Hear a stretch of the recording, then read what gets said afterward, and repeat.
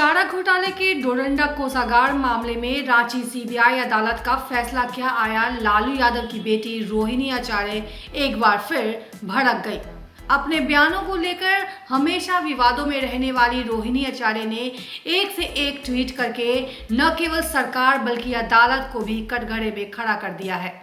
अपने ट्वीट में रोहिणी ने न भाषा की मर्यादा का ध्यान रखा और न ही न्यायपालिका की गरिमा का। न्यायालय का फैसला आने के बाद सबसे तल्ख और त्वरित टिप्पणी करते हुए लालू राबड़ी की दूसरे नंबर की बेटी रोहिणी आचार्य ने अपने ट्विटर अकाउंट पर धड़ाधड़ कई पोस्ट किए।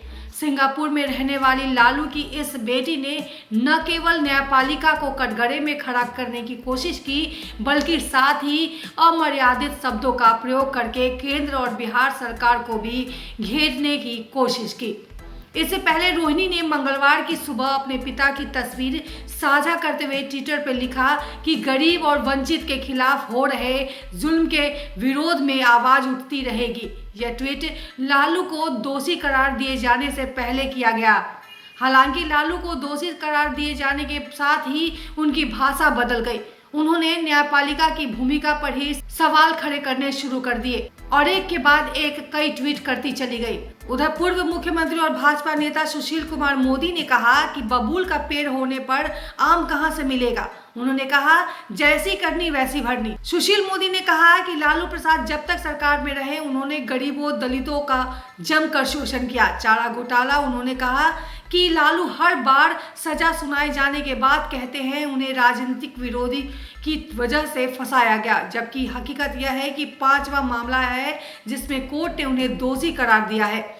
लालू प्रसाद खुद बताए कि जब इस मामले की चार्जशीट हुई तो किसकी सरकार थी। वे खुद रेल मंत्री थे। देश में देवगौड़ा की सरकार थी।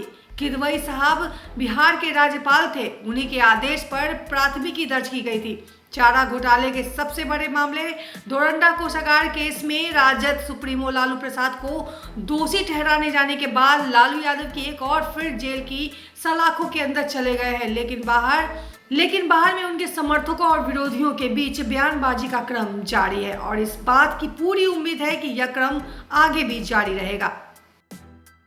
अगर अब तक आपने हमारा चैनल सब्सक्राइब नहीं किया है तो जल्द से जल्द उसे सब्सक्राइब कर ले और तमाम खबरों के लिए देखते रहें आंखें न्यूज़ 24, नज़र हर खबर पर। क्या आप पत्रकारिता के क्षेत्र में अपना कैरियर बनाना चाहते हैं?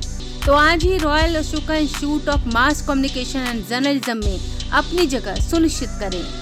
आर्यभट्ट ज्ञान विश्वविद्यालय पटना से मान्यता प्राप्त 100% प्लेसमेंट के साथ royal Ashoka institute of mass communication and journalism नामांकन जारी है। हमारा पता है DS/16 गायत्री मंदिर के समीप कंकड़ बाग पटना 8,20,000। आप हमें संपर्क भी कर सकते हैं। हमारा मोबाइल नंबर है 9955456126।